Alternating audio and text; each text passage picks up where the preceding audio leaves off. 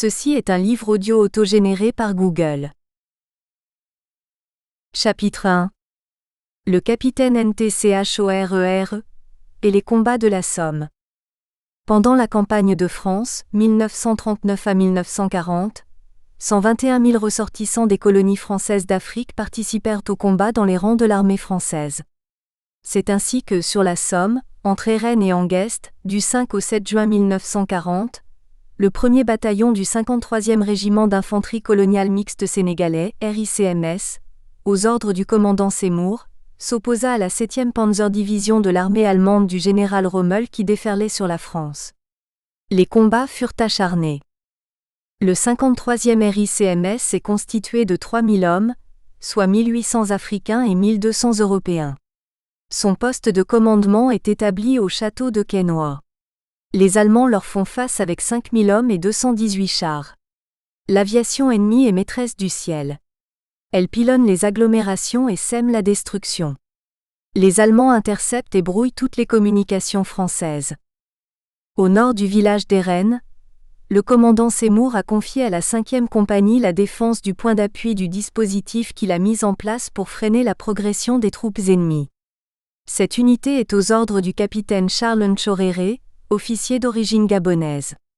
Charles Nchoréré est né à Libreville, le 15 novembre 1896. Il s'engagea dans l'armée française au cours de la Première Guerre mondiale. Après avoir gravi tous les échelons jusqu'au grade de capitaine, il est nommé directeur de l'école des enfants de troupes de Saint-Louis au Sénégal.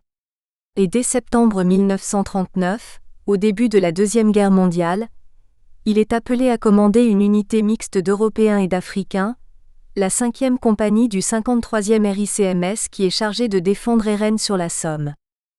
Le 4 juin 1940, le premier assaut est dirigé contre Erennes. Cette attaque effectuée par les Allemands est vite stoppée par les hommes du capitaine Nchoréré. Une deuxième offensive est lancée par l'ennemi, le 5 juin 1940, autour de minuit, en direction de Hangest et Condé-Folly. Les Français ripostent par un barrage de feu. Mais les positions de la compagnie essuient des bombardements, de l'artillerie allemande. Tout le village est pilonné par l'aviation ennemie. À 10h30, les deux localités tombent grâce à une action de lance-flammes effectuée par les fantassins allemands. En relatant cet événement, à travers le journal Pommezeitung, la presse allemande fait ce commentaire. Les Français combattent avec acharnement. Les Noirs utilisent jusqu'au bout chaque possibilité de défense, chaque maison était défendue. Pour briser cette résistance, il faut mettre en action les lance-flammes. Et pour venir à bout des derniers Sénégalais, les tuer un à un. Par ailleurs, dans son ouvrage intitulé Les Légions Noires, le professeur agrégé d'université Ibrahima Baba Kake cite le général allemand Rommel qui raconte. La troupe allemande, devant les localités de Hangest et Condé-Folly, se heurta à une résistance acharnée de soldats noirs. Elle dut prendre une à une les maisons qui étaient défendues par ses combattants. Pour parvenir à briser cette résistance, il fallait employer artillerie, mitrailleuses, lance-flammes. Les Allemands poursuivent leurs attaques massives et cherchent à anéantir toute résistance des troupes françaises. Les tirailleurs sénégalais faits prisonniers sont immédiatement abattus à la mitrailleuse. À 16h, l'ennemi attaque le château de Quesnoy et l'éventre avec les chars. Mais brusquement, surgissent en silence des centaines de soldats noirs armés de coupe-coupe, qui attaquent entre les arbres et égorgent les fantassins allemands. Erennes constitue pour les Allemands une position vitale. C'est un carrefour indispensable dont l'ennemi a besoin pour acheminer renforts et ravitaillements vers le front de l'Ouest. Ils font des tentatives pour contourner la position, mais les Français ne cèdent pas un pouce de terrain. Cependant le 6 juin, sous la pression de forces nettement supérieures en hommes et en matériel, le village est encerclé. Il subit de violents bombardements de l'artillerie et de l'aviation ennemie. Mais les hommes du capitaine Nchoréré défendent chaque pouce de terrain sans idée de recul. La presque totalité du village est la proie des flammes. Vers 19h, des parlementaires allemands protégés par un drapeau blanc viennent proposer au commandant Seymour une reddition. Ce dernier décline l'offre et fait savoir à l'ennemi qu'il ne déposera pas les armes. Les combats reprennent aussitôt avec une violence inouïe. Les Allemands tentent de s'infiltrer dans les lisières et les maisons en flammes. Mais une contre-attaque de la 5e compagnie les oblige à reculer. L'artillerie allemande et la Luftwaffe pilonnent le village durant toute la nuit. Dès les premières heures du 7 juin, les Allemands atteignent le poste de commandement du 1er bataillon. Le dépôt de munitions saute et du brasier surgissent une dizaine de soldats noirs coupe-coupe à la main. Ils taillent en pièces les soldats nazis. Et en même temps, une attaque de panzers est repoussée par la 5e compagnie. 8 panzers sont mis hors de combat. Constatant qu'ils n'arrivent pas à atteindre les objectifs qu'ils se sont fixés, à cause de la combativité des troupes françaises, les Allemands sont exaspérés. Toute leur artillerie et tous leurs chasseurs bombardiers disponibles déversent alors sur Hérennes un déluge d'enfer. Les défenseurs ne peuvent espérer aucun secours.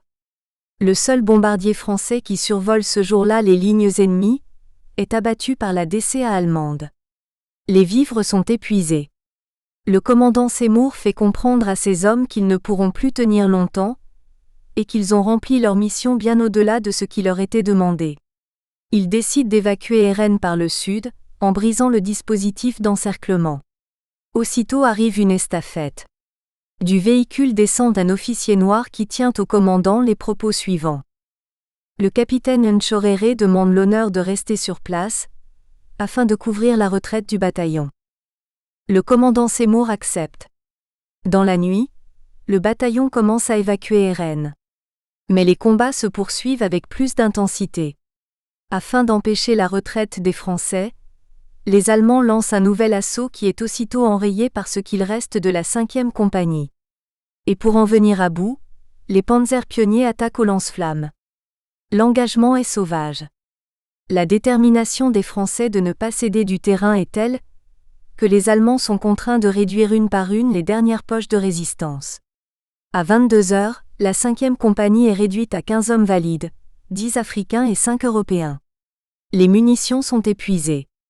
De nombreux corps gisent sur le sol et les blessés crient dans d'atroces douleurs. Le capitaine Nchoréré décide de mettre bas les armes.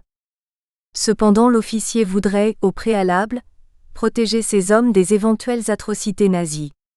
En effet, les Allemands réservaient aux soldats noirs, quand ils étaient faits prisonniers, le pire des sorts: humiliation, torture, exécution sommaire, en conformité avec la doctrine nationale-socialiste et en violation des règles de la Convention de Genève. Charles Nchoréré sort le premier, à la tête de ses hommes. Il est aussitôt encadré par des canons de mitraillettes ennemies. Les SS scrutent scrupuleusement les soldats qui se rendent. Les prisonniers sont désarmés. Ils doivent se présenter, les mains posées sur la tête. Les Français sont séparés en 2 groupes, les Européens d'un côté et les Africains de l'autre. Dès qu'ils s'aperçoivent que l'officier noir refuse de poser les mains sur la tête et de se ranger avec la troupe, les soldats allemands crient leur colère et se saisissent de lui. Le capitaine Nchoréré élève aussitôt une vive protestation. « Je suis officier français, et je veux être traité comme tel avec tous les égards dus à son rang », dit-il en faisant usage de la langue allemande. Furieux d'entendre une telle réponse, attitude qu'ils assimilent à de la provocation, les SS interviennent immédiatement et s'emparent du capitaine. Ils le poussent contre un mur et tirent sur lui à bout portant, en dépit des protestations des officiers européens. Le corps du capitaine est écrasé ensuite sous les chenilles des chars de la Panzer-Division. Le même jour, à quelques dizaines de kilomètres de là, le caporal Jean-Baptiste Nchoréré, le fils du capitaine, tombe sur le champ-bataille. Et c'est à Jean-Baptiste que le capitaine Nchoréré, quelques jours plus tôt, avait adressé la lettre suivante. « Mon fils, j'ai là sous les yeux ta dernière lettre. Comme je suis fier d'y trouver cette phrase, quoi qu'il arrive papa, je serai toujours prêt à défendre notre chère patrie la France. Merci mon enfant de m'exprimer ainsi, ces sentiments qui m'honorent en toi. La vie, vois-tu mon fils, c'est quelque chose de cher, cependant servir sa patrie, même au péril de sa vie, doit l'emporter toujours. J'ai une foi inébranlable en la destinée de notre chère France, rien ne la fera succomber et s'il faut pour qu'elle reste grande et fière de nos vies, eh bien qu'elle les prenne. Du moins plus tard nos jeunes frères et nos neveux seront fiers d'être français, et ils pourront lever la tête sans honte en pensant à nous. » Mais l'ennemi ne voulait pas en rester là. Derrière le château de Droménil, les Allemands obligent 200 soldats noirs faits prisonniers à creuser une large fosse. Et une fois l'ouvrage achevé, les soldats nazis massacrent les tirailleurs à la mitrailleuse. La fosse deviendra leur tombe. Après avoir franchi la Somme, l'armée allemande poursuit sa... Nous espérons que vous avez apprécié cet aperçu. Pour continuer à écouter ce livre audio sur Google Play Livres, utilisez le lien dans la description de la vidéo.